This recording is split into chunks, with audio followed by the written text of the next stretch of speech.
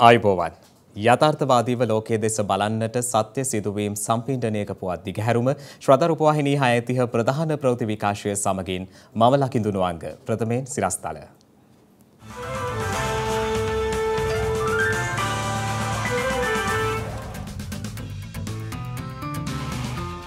භාණ්ඩ සුලභ කර මිල පාලනය කිරීමට රජය සූදානම් පාරිභෝගික රාජ්‍ය අමාත්‍යවරයා පවසයි.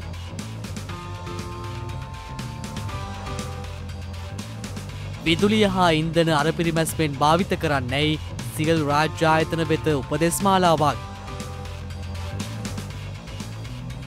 එක්ස්ප්‍රස් පර්ල් නෞකාවේ සුන්බුන් මාස 5ක් ඇතුළත මෙරට මුහුදු සීමාවෙන් ඉවතට. දින 120ත් 150ත් අතර කාලයකදී මේ කර්තව්‍ය අවසන් කරගන්න බලාපොරොත්තු වෙනවා. අත්කම් තුලින් ගෙත්තම් මවන දිරියක සවිය. බ්‍රසීලයේ අයහපත් කාලගුණයෙන් දහස් සංඛ්‍යාත පිරිසක් ජීවිතක්ෂයට.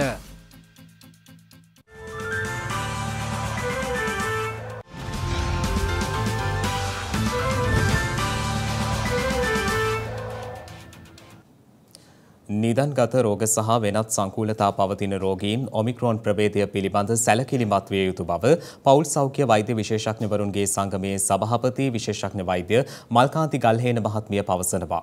ඒ මහත්මිය වැඩිදුරටත් සඳහන් කළේ එවැනි ආසාදිතයින් ප්‍රතිකාර සඳහා යොමු වීම අතිශය වැදගත් බවයි.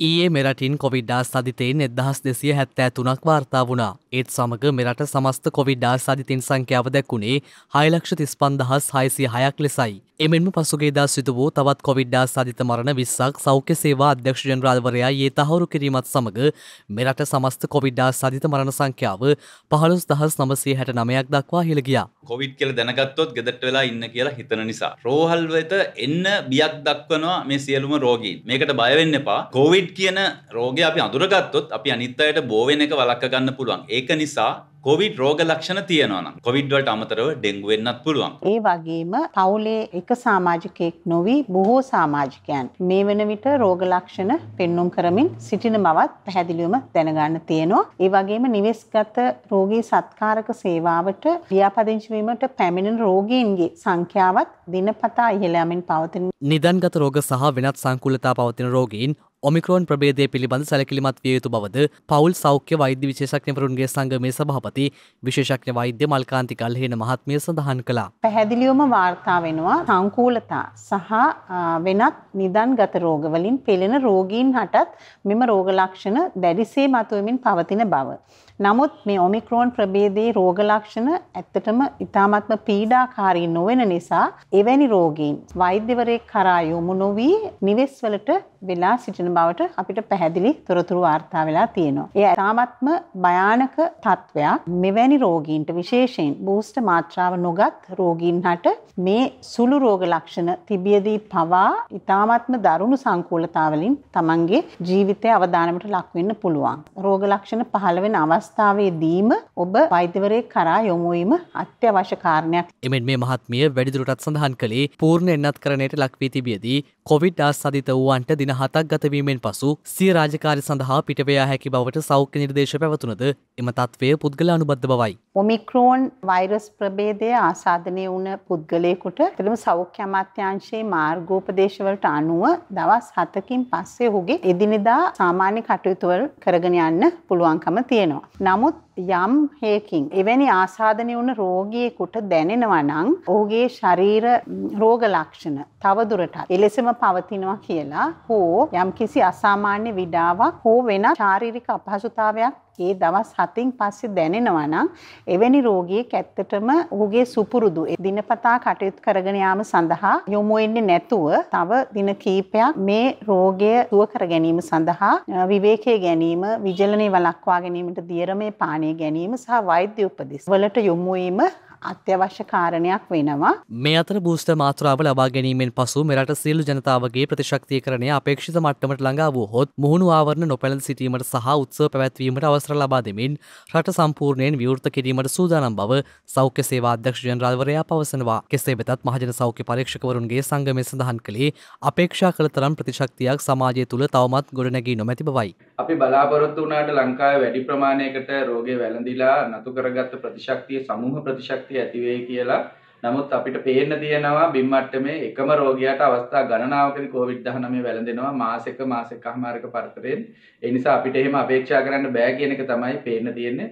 ඒ වගේම මේ වෙද්දී රෝගීන් වාර්තාව ඉහළ යාම නිසා ප්‍රතිශක්තිය හීන යම් අයෙක් ඉන්නවා නම් ඒ වගේම එන්නත් ලබා ගත්තේ නැති අයෙක් ඉන්නවා නම් ඔවුන්ට රෝග ලක්ෂණ තීව්‍ර වෙනවා වගේම මරණය කරා යමින් තියෙනවා කියන එක තමයි පේන්න තියෙන්නේ. මේ අතර මේ වන විට වෛරසය ආසාදිතව රෝහල්වල ප්‍රතිකාර ලබන සමස්ත පුද්ගලයන් සංඛ්‍යාව 22519ක් වන අතර වෛරසය ආසාදිතව සිට සුවය ලැබූ සමස්ත පුද්ගලයන් සංඛ්‍යාව දැක්ුණේ 5,97,118ක් ලෙසයි.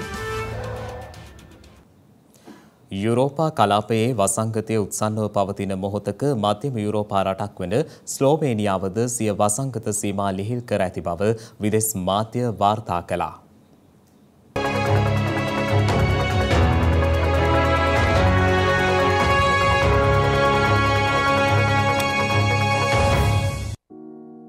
මධ්‍යම යුරෝපා රාජ්‍යයක් වන ස්ලෝවේනියාවේ පසුගිය සති කිහිපය තුළ නව දෛනික කොවිඩ් ආසාදිතයන් සංඛ්‍යාව ක්‍රමයෙන් පහත වැඩි ඇති බැවින් එරට තුළ කොවිඩ් සීමා ලිහිල් කිරීම ආරම්භ කර තිබෙනවා. ඒ අනුව ඊයේ දිනේ සිට එන්නත් සහතික සහ ඍණාත්මක කොවිඩ් පරීක්ෂණ වාර්තා හෝ නොමැතිව ස්ලෝවේනියාවට ඇතුළු විය හැකි බවටයි එරට බලධාරීන් දැනුම් දී ඇත්තේ. එමෙන්ම එරට තුළ කොවිඩ් ආසාදිතයෙකු සමග සමීප සම්බන්ධතා පැවතියත් එම පුද්ගලයන්ට තවදුරටත් ස්වයං හුදකලා වීම අවශ්‍ය නොවන බවද ස්ලෝවේනියා රජය සඳහන් කර තිබෙනවා. කෙසේ වෙතත් පසුගියදා එරටින් නව කොවිඩ් ආසාදිතයන් 3731ක් වාර්තා වී ඇති අතර පෙබරවාරි 1 වෙනිදා සිට මේ දක්වා වාර්තා වූ දෛනික ආසාදන සංඛ්‍යාව 24000 ඉක්මවා ගොස් ඇති බවයි ස්ලෝවේනියා සෞඛ්‍යංශ පෙන්වා දී ඇත්තේ. කෙසේ වෙතත් සියලුම පොදු ස්ථානවල මුඛ ආවරණ පැළඳීම සහ එන්නත්කරණය ආදී ඇතැම් සීමා දිගටම ක්‍රියාත්මක වනු ඇති බවයි එරට මාධ්‍ය වාර්තා කළේ. මේ අතර කැනේඩියානු පොලිස් නිලධාරීන් එරට ඔන්ටාරියෝහි ඔටාවා අගනුවර රැඳී සිටින කොවිඩ් වසංගත පාලන රෙගුලාසිවලට විරෝධී උද්ඝෝෂකයන් සමග ගැටුමක් ඇති කරගෙන ඇති බව විදෙස් මාධ්‍ය වාර්තා කළා. කොවිඩ් වසංගත ක්‍රියාමාර්ග සහ එන්නත් විධානවලට එරෙහිව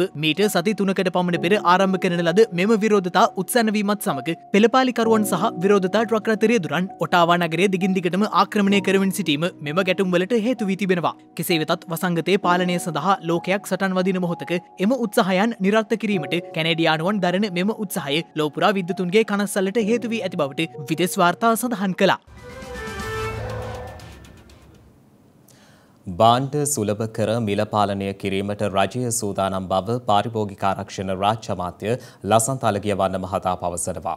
තලවකැලේ ප්‍රදේශයේ පැවති වැඩසටහනකින් අනතුරුව මාධ්‍ය වෙත අදහස් දක්වමින් ඔහු මේ බව සඳහන් කළා.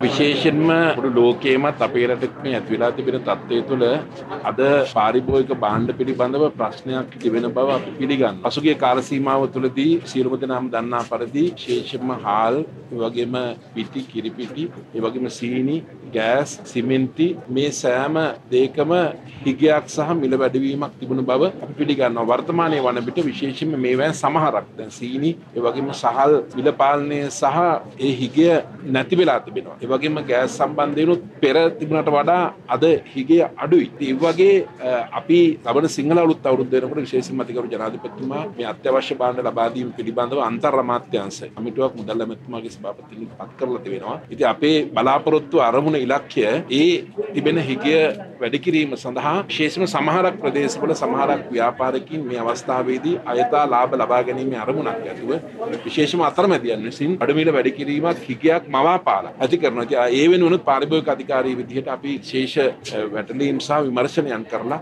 ඒවා පාලනය කිරීමට සමස්තයක් වශයෙන් භාණ්ඩ සුලභ කරලා මිල පාලනය කිරීමේ ඉලක්කයක් ඇතුව අපි ඒ කාර්යභාරය කරනවා.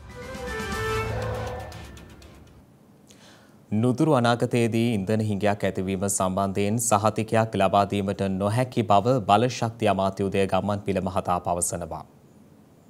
පෙට්‍රල් මෙට්‍රික් ටොන් 37,300ක් රැගත් නෞකාවක් ඊයේ රාත්‍රියේ දිවයිනට ළඟාවීමට නියමිතව තිබූ අතර අද දිනේ ඩීසල් මෙට්‍රික් ටොන් 37,500ක් රැගත් තවත් නෞකාවක්ද දිවයිනට ළඟාවීමට නියමිතයි. මේ හේතුවෙන් පවතින ඉන්ධන හිඟය මගහැරී යනු ඇති බවයි බලශක්ති අමාත්‍යාංශය සඳහන් කළේ. කෙසේ වෙතත් අමාත්‍ය උදේගම්මන් පිළ මහතා කියා සිටියේ තෙල් හිඟයක් ඇති නොවන බවට තවදුරටත් සහතිකයක් ලබා දිය නොහැකි බවයි. නුදුරු අනාගතයේ තෙල් හිඟයක් ඇතිවීමට අවදානමක් තිබෙනවා. ඇයි අපේ රටේ ප්‍රධානම ඩොලර් ගෙවලා ගෙන්වන භාණ්ඩය ආනයන භාණ්ඩය තෙල් තමයි. මාසෙකට ඩොලර් මිලියන 450 500ක් තෙල් ආනයනය කරන්න ඕනේ. අපේ අපනයන පිට රටට බඩු විකුණලා අපේ රට බැංකුව වලට එන්නේ ඩොලර් මිලියන 750ක් විතර. ඒකෙන් 3/2ක් යන්නේ තෙල් වලට. අවුරුද්ද පුරාම අපිට තිබ්බ ප්‍රශ්නේ ඩොලර් නැහැ කියන එක. සංස්ථාව දැන් ඊට අමතරව රුපියල් නැති ප්‍රශ්නයකට මුහුණ පාලා තියෙනවා. මේ වෙන විට සංස්ථාව ඩොලර් මිලියන 3700ක් ණයයි. රුපියල් වලින් කිව්වොත් රුපියල් කෝටි 74000ක් රාජ්‍ය බැංකු දෙකට ණයයි. බැංකු වලට මහා බැංකුව කියලා තියෙනවා මීට වඩා නම් ණය දෙන්න යන්න එපා. තෙල් සංස්ථාව දීර්ඝ කාලයක් පුරාවට තෙල් විකුණලා තියෙන්නේ පාඩුවට. පිට රටින් ගන්න මිලට වඩා සමස්ත පිරිවැයට වඩා අඩු මුදලකට. මෙන්න මේ දීර්ඝ කාලයක් තිස්සේ තෙල් විකිණීමේ ප්‍රතිඵලයක් විදිහට තමයි කෝටි 74000ක ණයක් තෙල් සංස්ථාවේ තියෙන්නේ. ඒ මදිවට ලංකා විදුලි බල මණ්ඩලය රටට විදුලිය දෙනවනි කියලා අඩු මිලට තෙල් දීලා තියෙන්නේ. රුපියල් 140 පිරිවැය වෙච්ච දැවි තෙල් විදුලි බල මණ්ඩලයට අපි දීලා තියෙන රුපියල් 70 ගානේ භාගයට භාගයක් වියදම. ඒ 70වත් මේගොල්ලෝ ගෙවන්නේ නැහැ. මෑතක ඉඳන් විදුලි බල මණ්ඩලයේ ණය රුපියල් බිලියන 100ක්. ශ්‍රී ලංකන් ගුවන් සමාගම ණයයි රුපියල් කෝටි 6300ක්. ඒ සල්ලි එතන හිර වෙලා තියෙනවා. ඔන්න ඔය නිසා තමයි දැන් තෙල් සංස්ථාවට තෙල් මිලදී ගන්න රුපියල් නැති වෙලා තියෙන්නේ. එහෙනම් අපි සිරි ලකදේ සිරි සැපදේ කියලා හදන්න පුළුවන් හැමදේම හදනතුරු වවන්න පුළුවන් හැමදේම වවනතුරු අපිට මේ අරුබුදයෙන් ගොඩ එන්න පුළුවන් කමක් නැහැ. මේ අභියෝගය අපිට බල කරන්නේ ආපහු හිතන්න කියලා. අලුතෙන් හිතන්න අපි දැන් පටන් ගන්න ඕනේ. අලුතෙන් හිතලා අපි වෙනස් වෙන්න පටන් ගත්තොත් අර ඉන්දියාව හැදුනා වගේ චීනය හැදෙනවා වගේ අපිට පුළුවන් අපේ රට ඒ දුෂ්කර වෑයමෙන් ගොඩ අරගෙන රටට අලුත් තිරක් පායන තත්ත්වයක් ඇති කරන්න. එකින් එකාට ඇඟිල්ල දික් කිරීම වෙනුවට වටු රැළ දැලෝස්වාගෙන ගියා වගේ මේ අර්බුදයෙන් ගොඩ යන්න සමස්ත ජාතියම සියලු ભેද පසක දමා එක මිටියට එකමිතු වෙමු. හෙට දිනේ දකුණු පළාතට පමණක් පැයක හෝ පැයකමාරක විදුලි කප්පාදුවක් සිදු විය හැකි බවට මහජන උපයෝගිතා කොමිසම පවසනවා. එමෙන්ම අවශ්‍ය ප්‍රමාණයට තෙල් සංචිත හා මුදල් සොයා ගැනීම හේතුවෙන් හෙට දිනේ සෙසු ප්‍රදේශවලට විදුලි කප්පාදුවක් සිදු කිරීමට අවශ්‍ය නොවන බවයි එම කොමිසමේ සභාපති ජනක රත්නායක මහතා අවධාරණය කළේ. අපිට ඊයේ සහ අද විදුලි කප්පාදුවෙන් තොරව කාලය ගත කිරීමට අවස්ථාව ලැබුණා. ඒක හොඳ ප්‍රවණතාවයක්. ඒ වගේම හෙට අපිට උදේ ලැබුණු දත් වලින් අපිට තේරුණේ හෙට දවසේදී පැය 5ක පමණ විදුලි කප්පාදුවක් සඳහා යෑමට සිදු වෙන බව. ඒ අනුව අපි ඉතා ඉක්මනින් ක්‍රියාකාරී වෙලා සියලුම ආයතන වලට සහ දේශපාලන අධිකාරියට දන්වනු ලැබුවා. අපිට තියෙන තත්ත්වය අනුව හෙට විශාල විදුලි කප්පාදුවකට යන්න වෙයි කියලා. ඒ වුණත් ඒ තත්ත්වය දැන් වෙනස් වෙලා තියෙන. ඒකට හේතුව තමයි අපිට අවශ්‍ය තෙල් සංචිත සහ අපිට අවශ්‍ය මුදල් ප්‍රමාණය අද අපි හොයාගන්න හැකි වුණා. ඒ නිසා හෙට විශාල විදුලි කප්පාදුවකට යන්නේ නැතුව අපිට මේ තත්ත්වයෙන් ගොඩ එන්න පුළුවන්. ඒත් දකුණු පළාතට අපිට පැයක එකහමාරක පමණ විදුලි කප්පාදුවකට යන්න එනවා. ඒකට හේතුව තමයි සමන්ලව, කාසල්රි, මවුස්සකැලේ වැනි ජලාශවල ජල සංචිත ඉතා ශීඝ්‍රයෙන් පහත බහිනවා. ඒ නිසා ඒ දකුණු පළාතට පමණක් විදුලි කප්පාදුවක් සිදුවීමට හෙට නියමිතව තියෙනවා. ඒ පිළිබඳ අපි ඒ කාල වේලාවන් හෙට අපි 12 වෙනි කලින් දන්වනවා. ඒත් අනිත් පළාත් වලට දැන් තියෙන වාතාවරණය අනුව විදුලිය විසඳීමක් සිදු නොවේයි කියන බලාපොරොත්තුව අපි තියෙන්නේ. අපිට ඇත්තටම දැන් තියෙන්නේ තෙල් පිළිබඳ අර්බුදයක්. ඒ අර්බුදය ඉක්මනින්ම විසඳෙයි කියලා අපි හිතනවා. ඒ අනුව තමයි අපිට තීරණය වෙන්නේ අනිද්දා දිනේදී විදුලිය කපනවද නැද්ද යන කාරණේ ගැන. දැන් අපිට මේ තත්ත්වය දවසින් දවස කළමනාකරණය කර ගැනීමේ ක්‍රමයක් තමයි අපිට උදා වෙලා තියෙන්නේ. ඒකට හේතුව තමයි අපිට තෙල් සංචිත ලැබෙනවද නැද්ද කියන පදනම මත තමයි තීරණය වෙන්නේ විදුලිය කපනවද නැද්ද කියන කාරණය. ගිනි ගැනීමට ලක් වූ එක්ස්ප්‍රස් පර්ල් නෞකාවේ සුන්බුන් මාස 5ක් පමණ කාලයක් ඇතුළත මෙරට මුහුදු සීමාවෙන් ඉවත් කර ගැනීමට හැකිවනු ඇති බව එම කටයුතු වල යෙදමින් සිටින විදේශ සමාගම් සඳහන් කළ බව සමුද්‍රීය පරිසර ආරක්ෂණ අධිකාරියේ සභාපති දර්ශනී ලහඳපුර මහත්මිය සඳහන් කළා. අනතුරට පත් වූ MV එක්ස්ප්‍රස් නෞකාව මේ වන විට සුන්බුන් අබලි නෞකාවක් විදිහට අපේ සාගර කලාපය තුළ ගෙලී පවතිනවා. මේ නෞකාව ඉවත් කර ගැනීමේ කටයුත්ත පියවර දෙකකින් සිද්ධ කිරීමට නෞකාවේ අයිතිකාර සමාගම් බලාපොරොත්තු වෙනවා. මේ පියවර දෙක තමයි එකක් සාගර පත්ලේ විසිරුණු අපද්‍රව්‍ය බහලුම් කැබලි කන්ටේනර් කැබලි ඉවත් කර ගැනීමේ කාර්යය ඇමරිකානු සමාගමක් වන රිසෝල් මරීන් ආයතනයට පවර්ලා තියෙනවා. රිසෝල් මරීන් ආයතනය මේ වන විට ඔවුන්ට පැවරුණු කාර්යයෙන් 70%කට 80%කට වඩා ප්‍රමාණයක් සිද්ධ කරලා තියෙනවා කියලා අපිට දැනුම් දීලා තියෙනවා. දෙවෙනි කාර්යය තමයි අබලි නෞකාව ඉවත් කර ගැනීම. මේ අබලි නෞකාව ඉවත් කර ගැනීමේ කටයුත්ත ෂැන්හායි සැල්වේජ් කම්පැනි නැමැති චීන සමාගමට පවර්ලා තියෙනවා.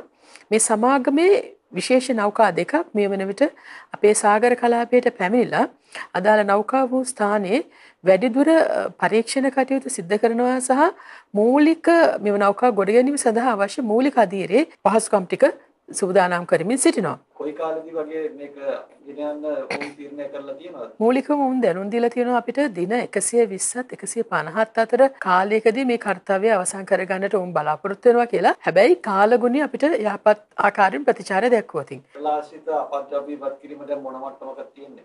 අපිට පේනින්නේ නැහැ කලින් තරම් ඉතාමත් තදින් බරපතල ලෙසට එකතු වෙනවා කියලා. නමුත් යම් කිසි වෙරළ තීරයන් වල පොකට් විදියට අපද්‍රව්‍ය තාමත් එකතු වෙනවා. මේක කොළඹ දිස්ත්‍රික්කයේ වගේම ගම්පහ දිස්ත්‍රික්කයේ පුත්තලම් දිස්ත්‍රික්කයේ සිද්ධ වෙනවා. මේ අපද්‍රව්‍ය සෑම දිනකම අපි පිරිසුදු කිරීම සිද්ධ කරනවා. ඉරිදා දින හැර පුද්ගලයන්ට වන්දි දීම අවසන්ද? ඇතරම වන්දි දීම අවසන් නැහැ. වන්දි දීම දිගටම සිද්ධ වෙන්නට උනේ. මූලිකවම අපිට 3.6ක වන්දි මුදලක් පළමුවෙන්ම ලැබුණා. ඒ වගේම සමුද්‍රීය පරිසර ආරක්ෂණ අධිකාරිය විදිහට අප කරපු ඉල්ලීමට ඇමරිකානු ඩොලර් මිලියන 2.5ක ප්‍රමාණයක මුදලක් ඔවුන් ගෙවන්නට කැමති වෙලා තිනවා. ඒ වගේම දීවර අමාත්‍යාංශය හරහා ඉදිරිපත් කරන වන්දි මුදලත් යම්කිසි ප්‍රමාණයක් මේ වන විට ඔවුන් ගෙවන්නට කැමැත්ත පළ කරලා තියෙනවා. දැන් සතියන්තයේ ඩොක්ටර්ගෙන් අහන්න විශේෂාංගය. ලේබිදක් දන් දෙන්න ජීවිතයක් බේරගන්න කියන කාරණේ අපි හැමෝටම අහලා පුරුදු දෙයක්. සමහර විට ඔබ මේ වෙද්දිත් ඒ විදිහට රුධිරය පරිත්‍යාග කරන රුධිර දායකයෙක් වෙන්න පුළුවන්. ඒ කොහොමුණත් අද අපේ සූදානම ලේබිදක් දන් දීමේ ඇති වැදගත්කම වටිනාකම පිළිබඳව ඩොක්ටර්ගෙන් අහන්න. රුධිර පරිත්‍යාග කියන්නේ ස්වේච්ඡාවෙන් කිසිදු අපේක්ෂාවකින් තොරව ඔබ නොදන්නා පුද්ගලයෙකු වෙනුවෙන් ඔබේ රුධිරයෙන් කොටසක් පරිත්‍යාග කිරීම. එයට රුධිර දායකයෙකුට කිසිදු හානියක් නොවන පරිදි ඔබ රුධිරයෙන් 10%ත් 12ත් අතර ප්‍රමාණයක්, ඒ කියන්නේ මිලිලීටර් 450ක් විතර ප්‍රමාණයක් අපි එළියට ගන්නවා. මෙම රුධිර පරිත්‍යාගය කොච්චර වැදගත්ද කියන එක දැනගන්නව නම් රුධිරයට කිසිදු විකල්පයක් ඇත්තේ නැහැ. සමහර රෝගීන්ගේ ජානමය තත්වයන් නිසා හරි වෙනකුත් රෝගී තත්වයන් නිසා හරි මෙම රුධිරයේ සංඝටකවල අඩුපාඩු පවතිනවා. රතු සෛල, සුදු රිදිරාණු, පට්ටිකා, ප්ලාස්මා වැනි කොටස්වල. එතකොට මෙවැනි අඩුපාඩු වලට පිරිමහන්න වෙන්නේ ඔබ දෙන රුධිර දාණය නිසාමයි. එතකොට මේ ලබා ගන්නා රුධිරය භාවිතා වන අවස්ථා සමහර රෝගීන් ඉන්නවා උපතින්ම ජානමය විකෘති තත්වයන් නිසා හරි නැත්නම් වෙනත් රෝගී තත්වයන් නිසා හරි ඔවුන්ට ඔවුන්ගේ ඇඟ තුලින්ම රුධිරය නිපදවා ගන්න බැහැ. ඒතර තැලසීමියා වගේ රෝගී තත්වයන්, නොයෙකුත් ඇනීමියා තත්වයන්, ඊටත් අමතරව පිළිකාමය තත්වයන් අද ලෝකයේ කොච්චර බහුලද. ඒතර පිළිකාමය තත්වයන් නිසා ඒ ඇට මිදුළු වලින් ඒ රුධිර සෛල නිපදවීම වෙන්නේ නැහැ. එතකොට රතු සෛල, සුදු සෛල, පට්ටිකා හැම දෙයකම අඩුපාඩු වෙනවා. එතකොට ඒගොල්ලොන්ගේ ජීවිත පවත්වාගෙන යන්නේ මේ දෙන රුධිර කොටස් නිසා තමයි. ශල්‍ය කර්ම අතරතුරදී වෙන අධික රුධිර වහනය නිසා, ශල්‍ය කර්ම වලදී වෙන සංකූලතා නිසා සමහර රෝගීන්ට රුධිරයේ කොටස් අවශ්‍ය වෙනවා. තවත් ගර්භණී අවස්ථාව කියන්නේ සුවිශේෂ අවස්ථාවක්. ගර්භණී මාතාවක් රුධිර වහනයක් සිදු වුණොත් මවගේ ජීවිතය බේර ගන්න පුළුවන් එකම දේ රුධිරයෙන්ම තමයි අපිට ඒක ලබලා දෙන්න වෙන්නේ. ඒ වගේම හදිසි ආපදාවයක්, බෝම්බ පිපිරීමක් වෙන්න පුළුවන්, ස්වාභාවික ආපදාවයක් වෙන්න පුළුවන්, හදිසි අනතුරු. මේ හැම දෙයක්ම ඔබ ලබා දෙන රුධිරයෙන් තමයි අපි ලබලා දෙන්නේ. එම රුධිර කොටස් වල එක එක කොටස් එක එක දවසට තමයි විනාශ වෙන්නේ. කියන්නේ ඇඟ ඇතුළේදීත් එහෙම වෙනවා, පිටතට බෑග් එකකට ගත්තත් ඒ වගේම වෙනවා. ඒතර රතු සෛල අපිට තියාගන්න පුළුවන් දින 35 45ක් වගේ අතර කාලයක්. විශේෂයෙන්ම ඔබ මතක තියාගන්න ඕන එක තමයි පට්ටිකා. පට්ටිකා අපිට තියාගන්න පුළුවන් දවස් 5 6ක් වැඩිම වුණොත්. එතකොට පට්ටිකා හැමදාම මේ කැන්සර් පේෂන්ට්ස් ලට එහෙම නැත්නම් ශල්‍ය කර්ම වලට භාජනය වෙලා ගර්භණී මාතාවන් සඳහා හදිසි ආපදාවයන්ට වලට අක් වෙලා රුධිරය ලබා දෙන කට්ටියට පට්ටිකා කියන එක හරිම වැදගත්. ඒ විදිහට බලනකොට රුධිර පරිත්‍යාගයේ ඔබ ලබලා දෙන රුධිරයේ වැදගත්කම කොයිතරම්ද කියනවනම් ඔබ එකවරකට දෙන රුධිර පැකට්ටුවකින් ඔබ දන්නවද ජීවිත 3ක් හෝ 4ක් සුවපත් කරන්න පුළුවන්. අපි ඉස්සෙල්ලා සඳහන් කරපු අවස්ථාවලදී රුධිරය ලබලා දෙන්න නම් අපිට රුධිර සංචිතවල පැවැත්මක් තියෙන්න ඕන සෑම රෝහලකම. එතකොට ඔබ වෙන්න පුළුවන් ඒ රුධිරය ලබා ගන්න තැනැත්තා. අපි දන්නේ අපි කොයි වෙලාවෙ ඇක්සිඩන්ට් එකකට භාජනය වෙනවද කියලා. එතකොට අපිට රුධිරය තිබුණොත් තමයි රුධිරය දෙන්න පුළුවන්. එතකොට මේක සමාජ වගකීමක් කියන එක අපි හැමෝම තේරුම් ගන්න ඕනේ. මොකද මේකට විකල්පයක් නැහැ. මේක නිෂ්පාදනය කරන්න බෑ. එතකොට අපිම ලබා දෙන රුධිරය තමයි අපි වෙනුවෙන්ම ලබා ගන්න. එතකොට මේ වගේ පරිත්‍යාගයක් කරන පුද්ගලයෙක් ඊටාම උතුම් පරිත්‍යාගශීලියෙක් විදිහට තමයි අපි දකින්නේ.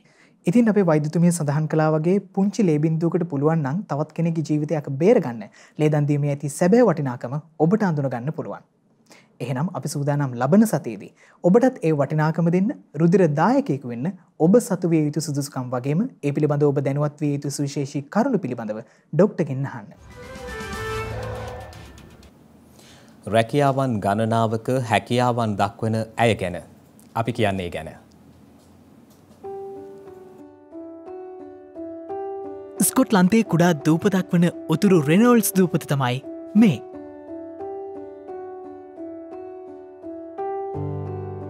මිනිස්සු 50ක් වගේ ජීවත් වෙන කුඩා දූපතක්. ඒ දූපතේ ජීවත් වෙන විශේෂ කෙනෙක් ගැන කියන්න තමයි අපි මේ දූපත ගැන ඔබට මේ තොරතුරු කිව්වේ. සාමාන්‍යයෙන් අපි නම් කරන්නේ එක රැකියාවක් වෙන්න පුළුවන්. නැත්නම් රැකියා 2ක් 3ක් උපරිමය ඔය සීමාවෙන් නවතිනවා. ඒත් මේ කියන කෙනා රැකියා 6ක් කරන කෙනෙක්. අඳුනගන්න ඇය සාරා මුවර්.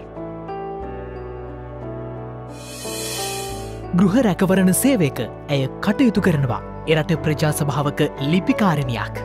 ගුවන් තොටුපොළ සේවිකාවක්. ගමන් මලු රැගෙන යන කෙනෙක්. ඇය ගෙයක් ගානේ ඇනවුම් බෙදන රැකියාවත් කරනවා. තවත් පැත්තකින් ඇය ගිනි නිවන බටයෙක්.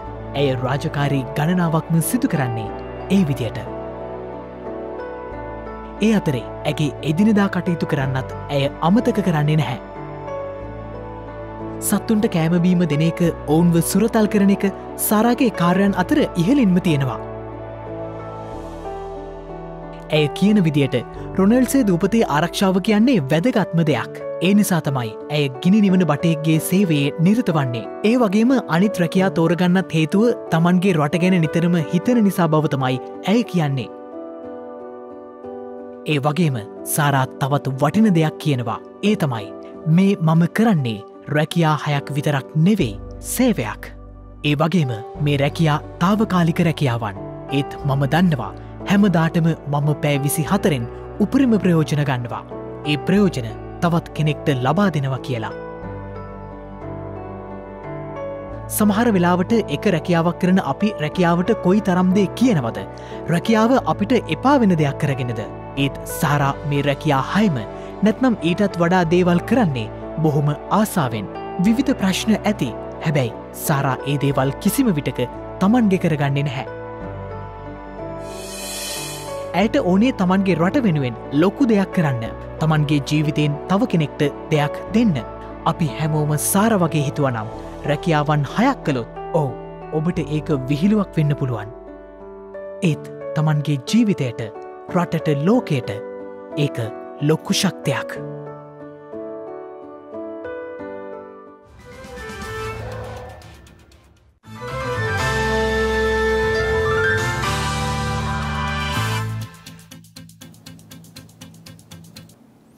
අවධානය විදෙස් පුවත් වෙත.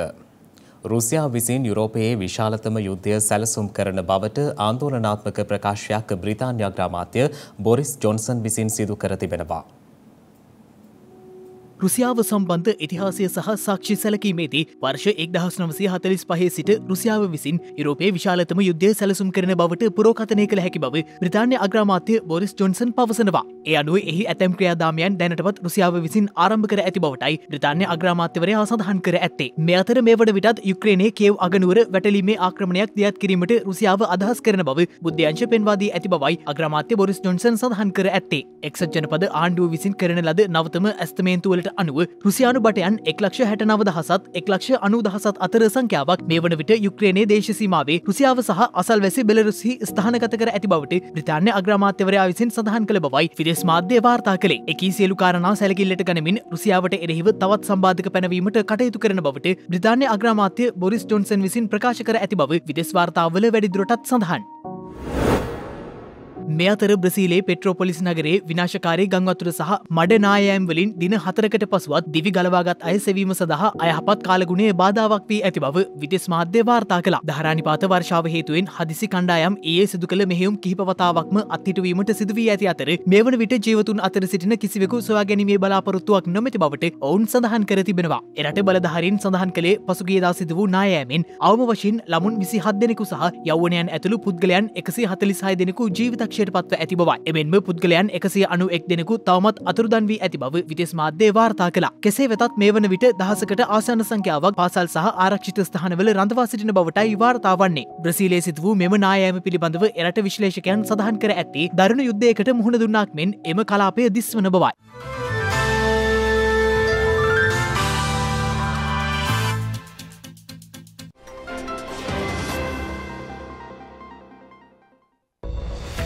හෙට පෙබරවාරි 21 වැනිදා අම්පාර දිස්ත්‍රික්කයේ පිහිටි දීගවාපිය පුදුබිම නිල වශයෙන් පූජා භූමියක් ලෙස නම් කර ඇත්තේ 2008 වසරේ පෙබරවාරි මාස 21 වන දිනයි. භාෂාමය හා සංස්කෘතික විවිධත්වය පිළිබඳව දැනුවත් කිරීම සහ බහු භාෂාව ප්‍රවර්ධනය සඳහා නම් කරන ලද අන්තර්ජාතික මව් භාෂා දිනය පෙබරවාරි මාස 21 වන දිනට එනම් හෙට දිනට යෙදී තිබෙනවා. එය 1999 වසරේදී යුනෙස්කෝ සංවිධානය විසින් ප්‍රකාශයට පත් කර ඇත්තේ. සෝවියට් සංගමය විසින් දියත් කරන ලද මිනිසුන් රහිත අභ්‍යවකාශ යානාවක් වූ ලුනා 20 යානය සඳ මතට ගොඩ බස්වා ඇත්තේ 1972 වසරේ පෙබරවාරි මාස 21 වන දිනයි. ඒ සමගින් ශ්‍රද්ධා ප්‍රධාන ප්‍රවෘත්ති විකාශය නිමාවට පත්වනවා. හමුවෙමු හෙටත් සවස 6:30ට. තෙරුවන් සරණයි. නමෝ බුද්ධාය. මෙවැනි වැදගත් පුවත් නැරඹීම සඳහා ශ්‍රද්ධා TV News YouTube channel එක subscribe කර සීනුව සලකුණ ඔබන්න.